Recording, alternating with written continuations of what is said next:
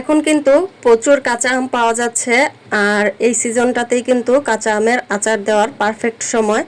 আর আজকে হচ্ছে কাঁচা আমের আচার বানাবো, আর কিভাবে বানাবো সেটাই আপনাদের সাথে শেয়ার করব। হ্যালো এভরিওয়ান, আসসালামু আলাইকুম। আঞ্জেরাস কিচেন অ্যান্ড ব্লগে সবাইকে স্বাগতম। কেমন আছেন সবাই? আলহামদুলিল্লাহ, আমরা ভালো আছি। তো আজকে হচ্ছে আমের আচার বানাবো, আর কিভাবে বানাবো সেটাই আপনাদের সাথে শেয়ার করব। তো আমি প্রথমে এখানে আম নিয়েছি, তারপর আমগুলোকে ভালো করে ধুয়ে তারপর কেটে নিচ্ছি। আপনারা আপনাদের পছন্দ মতো সাইজ করে কেটে নিতে পারেন। আর আমের ভিতরে যে একটা সাদা আঁশের মতো থাকে, তো আমি সেটাকে ফেলে দিচ্ছি। তারপর আমি সাইজ মতো কেটে নিয়েছি। আর এভাবে আমি কিন্তু আমগুলোকে সিল্কা সহকারে আচার বানাবো, আর সিল্কা সহকারে কিন্তু আচার খেতে অনেক বেশি ভালো লাগে। আর এই তো আমি সাইজ মতো কেটে নিয়েছি। এখন সরিষা বাটা দিয়ে দিব। আর সরিষা বাটা না দিলে কিন্তু আচার খেতে একদমই ভালো লাগবে না। তারপর পরিমাণ মতো লবণ দিয়ে দিলাম, হলুদের গুঁড়া দিয়ে দিলাম 1 চা চামচ, মরিচের গুঁড়া দিয়ে দিলাম 1 চা চামচ, দিয়ে ভালোভাবে মাখিয়ে নিব। আর আমি এখানে আদা রসুন বাটা দিয়ে দিলাম 1 চা চামচ। আদা রসুন বাটাটা দিলে খেতে আরও বেশি ভালো লাগবে, গ্রানটা ভালো আসবে, তো তার জন্য দিয়ে দিলাম। তারপরে তো আমি ভালো করে মাখিয়ে নিচ্ছি। কালারটা কিন্তু অনেক সুন্দর হয়েছে। তো এখন হচ্ছে এগুলোকে আমি রোদে দিয়ে দিব, আর আমি ছড়ানো ডিশের ভিতরে রোদে দিয়ে দিব। আর আপনারা যদি রোদ দিতে না চান সেই ক্ষেত্রে কিন্তু এমনি তো বাগার দিয়ে নিতে পারেন।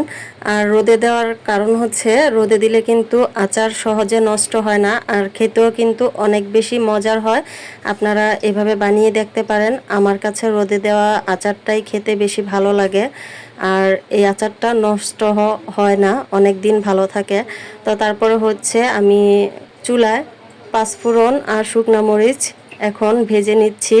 তারপর ঠান্ডা করে ব্লেন্ডার করে নেব। এখন আমি আরও একটি পাত্রে সরিষার তেল দিয়ে দিলাম।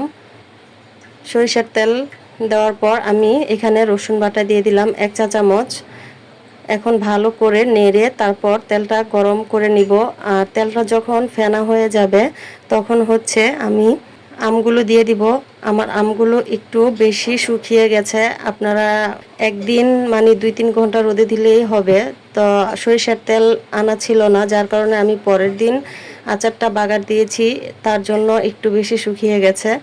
তো তারপর হচ্ছে বিট লবণ দিয়ে দিলাম 1 চা চামচ, আর চিনি দিয়ে দিলাম পরিমাণ মতো। আর বিট লবণটা দিলে টেস্ট ভালো হবে, চেষ্টা করবেন দেওয়ার জন্য। এখন ভালো করে নেড়ে নিব আচারটাকে। আর আচারের ভিতরে যেন কোনো পানি না থাকে, পানি থাকলে কিন্তু আচার নষ্ট হয়ে যাবে।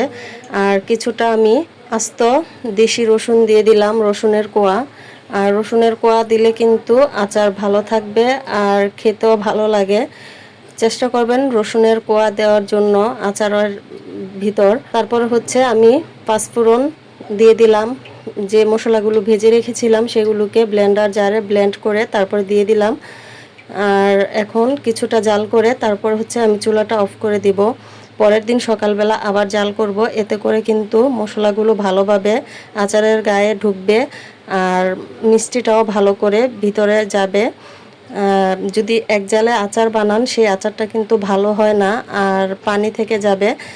আর এই তো আমার আচারটা কিন্তু এখন রেডি। তো আজকের ভিডিওটি আপনাদের কেমন লাগলো অবশ্যই কমেন্টস করে জানাবেন। আর ভিডিওটি ভালো লাগলে আমার পেজটি ফলো দিয়ে পাশেই থাকবেন, এবং ইউটিউব থেকে দেখে থাকলে চ্যানেলটিকে সাবস্ক্রাইব করে দিবেন। তো আজকের ভিডিওটি এ পর্যন্তই। ভালো থাকবেন সবাই। আসসালামু আলাইকুম, আল্লাহ হাফেজ।